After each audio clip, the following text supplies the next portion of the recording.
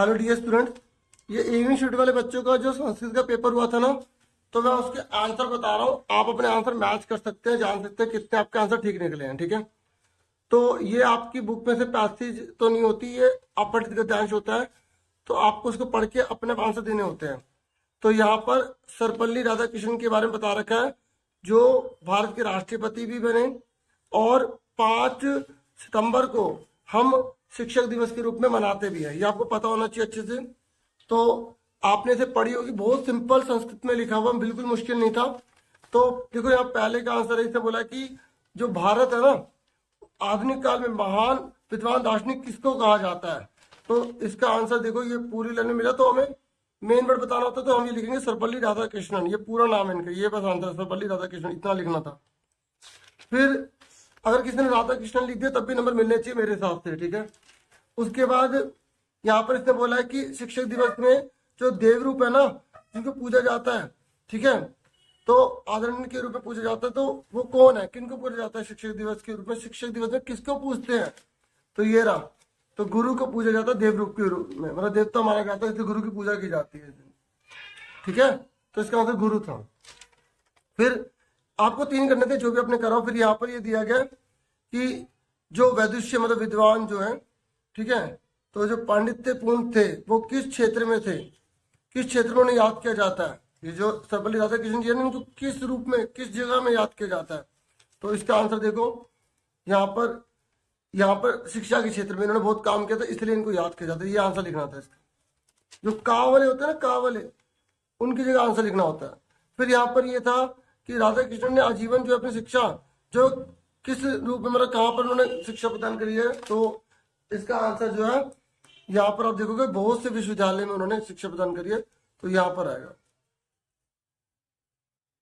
ठीक है, पूरा लाइन नहीं उतारनी थी। ठीक है, मैं सिर्फ आंसर लिखना था। उसके बाद ये हो गया हमारा। फिर इसका आंसर देखना था, इसका आंसर।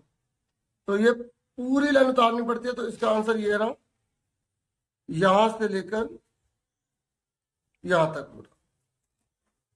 ठीक है, यहां से लेकर यहां तक।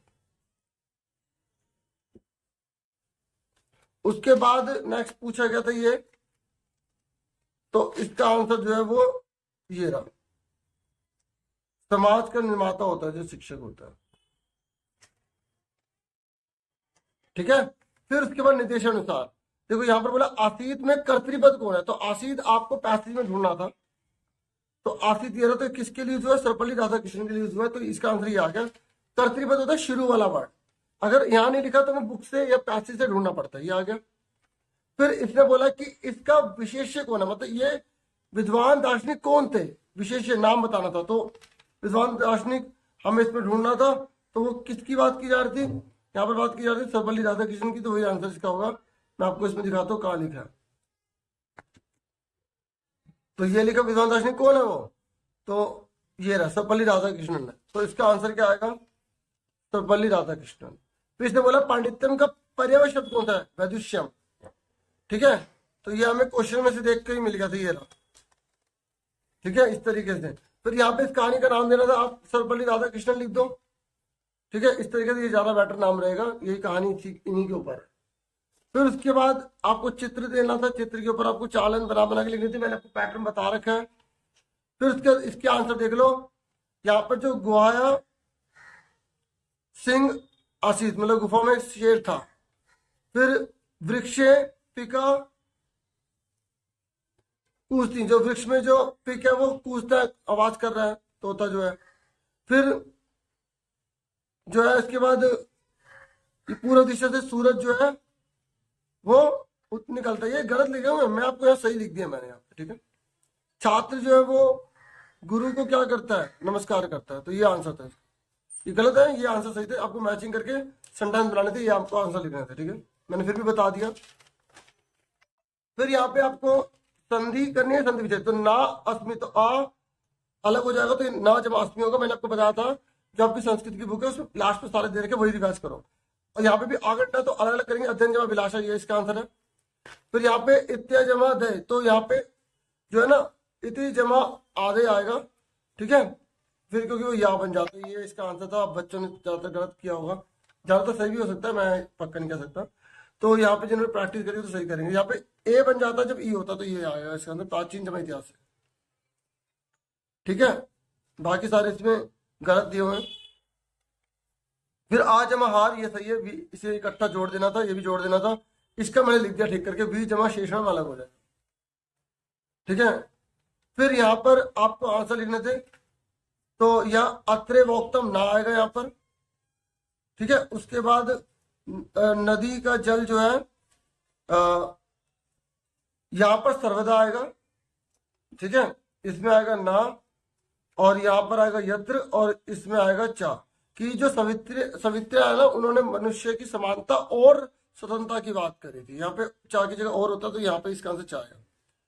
ठीक है, बाकी ऑफिशियल आंसर क्या है कि वहां से भी आप और अच्छे देख पाएंगे। अब आ जाओ 7 क्वेश्चन पर। ये 89 लिखा है, तो 89 को हम क्या बोलते हैं यहाँ पर? देखो, ये त्रयोविंशति है, तो ये है त्रयोविंशति 23 हो गया है, और ये हो गया सप्त चतुर्शत यानी कि 47 हो गए। ये नवाशीति है, क्षति आ गया। ठीक है, तो ये हो गया हमारा 89। ठीक है, और ये एकविंशति हो गया हमारा, एकविंशति मतलब एक कम पड़ रहा है 19 में, तो 20 में, तो 19 हो गया। अब आप चेक कर लो आपका आंसर क्या है। 89 का क्या हो गया? नवाशीति हो गया। 19 का क्या हो गया? एकविंशति हो गया। 47 का क्या हो गया? सब 44 हो गया। और 23 का क्या हो गया? ये त्रयोविंशति हो गया।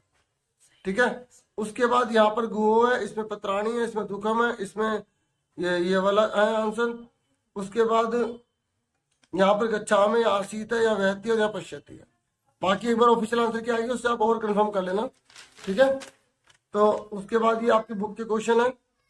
यहाँ पर तो विशेष्य बताओ, तो विशेष्य कौन है? आर्यभट्ट की बात हो रही है, इसमें आर्यभट्ट आएगा। यहाँ पे बोला है कि मनुष्य का पर्यवसित क्या होगा? मानव होगा। ठीक है, ग्रामर बता रहा हूँ। क्रियापद बताना, तो क्रियापद लास्ट वाला होता है, तो अनुभवती आ जाएगा। फिर आपकी बुक की है, तो यहाँ पर इसने बोला कि जलम में कौन सी विभक्ति होगी? तो डियर, इसमें जलम आ गया तो प्रथम विभक्ति है। यहाँ पर पवित्र का पर्यवसित बोला है, तो पवित्र मतलब होता है जो बिल्कुल सत्य हो। तो यहाँ पर इसके अकॉर्डिंग बताना था कि यहाँ पर किसकी पवित्रता की बात हो, सत्य की बात हो रही है यहाँ पर। बाकी इसको फिर भी एक बार मैं कंफर्म करूँ, बुक से है ना, इसको मैं अभी टिक नहीं कर रहा। और सत्यम का विलोम शब्द यहाँ पर जो है सत्यम होगा, तो इजी है बहुत ज्यादा। ठीक है, उसके बाद ये है आपकी, फिर मुझे पढ़ना पड़ेगा ना वैसे, तो इसमें भी टाइम लग जाएगा, इसलिए मैं अभी उसे रोक दिया।